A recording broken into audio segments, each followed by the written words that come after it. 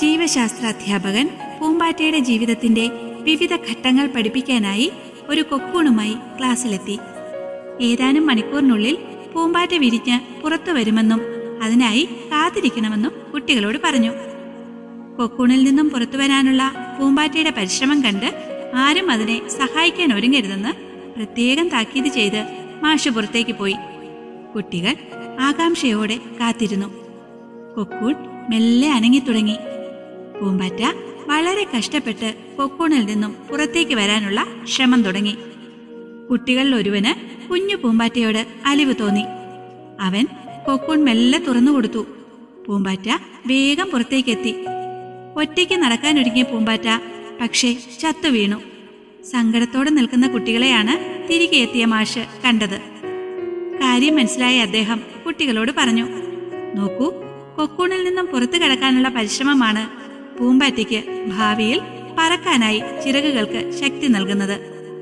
Cocoon തുറക്കാൻ നമ്മൾ സഹായിച്ചാൽ പിന്നെ അത് ജീവിച്ചാലും പറക്കാൻ കഴിയില്ല. വെളിയിൽ വരാൻ സഹായിക്കുന്ന പ്രയാസം പിന്നീടുള്ള ജീവിതത്തെയാണ് സഹായിക്കുന്നത്. പൂമ്പാറ്റയ്ക്ക് മുന്നോട്ട് കുതിക്കാനുള്ള ഊർജം പകരുന്നത് വിരിഞ്ഞിറങ്ങുമ്പോഴുള്ള പ്രയാസമാണെങ്കിൽ, പക്ഷികളുടെ ശരീരത്തിൽ ചിറകൊരു ഭാരമാണെങ്കിലും ആ ചിറകാണ് അവയെ പറക്കാൻ സഹായിക്കുന്നത്. ഭാരങ്ങളും തോൽവികളും നമ്മയും മുന്നോട്ട് തന്നെയാണ് കൊണ്ടുപോയിട്ടുള്ളത്. സങ്കടങ്ങളാണ് ശരിയായ അനുഭവങ്ങളെന്ന് സങ്കടപ്പെട്ടവർക്കെല്ലാം അറിയാം. വേദന നൽകുന്ന ചെറിയൊരു മുറിവ് പോലും വലിയ സന്ദേശങ്ങൾ നൽകുന്നുണ്ട്. ഒരു സ്ത്രീയുടെ ജീവിതത്തിലെ ഏറ്റവും വലിയ വേദന അനുഭവിച്ചാൽ മാത്രമേ ഏറ്റവും വലിയ ആഹ്ലാദമായ കുഞ്ഞിനെ അവൾക്ക് കിട്ടൂ. ജീവിതത്തിന്റെ ആരംഭത്തിൽ പൂമ്പാറ്റ അനുഭവിക്കുന്ന വേദന വെറുതെ ആയിരുന്നില്ല.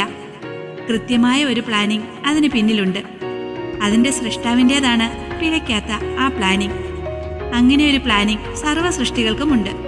മനുഷ്യരായ നമ്മൾ മാത്രമാണ് മനോവേദനകളിൽ തകർന്നു പോകുന്നത്. പലവട്ടം ഓടിയിട്ടും എലിയെ പിടിക്കാൻ കഴിയാത്ത സങ്കടത്തിൽ ഒരു പൂച്ചയും ആത്മഹത്യ ചെയ്തത് നമ്മൾ കണ്ടിട്ടില്ല. ഇന്ന് കിട്ടിയില്ലെങ്കിൽ നാളെ പിടിക്കാമെന്നേ പൂച്ച കരുതൂ. എന്നാൽ ചെറിയൊരു തോൽവി പോലും സഹിക്കാനാവാതെ ജീവിതം നഷ്ടപ്പെടുത്തിയ എത്രയോ വാർത്തകൾ നാം ഓരോ ദിവസവും വായിക്കുന്നു. നിരന്തരമായ പരാജയങ്ങളിൽ നിരാശപ്പെടരുത്. കാരണം താക്കോൽ കൂട്ടത്തിലെ അവസാന താക്കോൽ കൊണ്ടാകും ചിലപ്പോൾ ഒരു താഴ് തുറക്കാൻ കഴിയുക. പരിശ്രമിച്ചുകൊണ്ടിരിക്കുക, വിജയിക്കുക തന്നെ ചെയ്യും.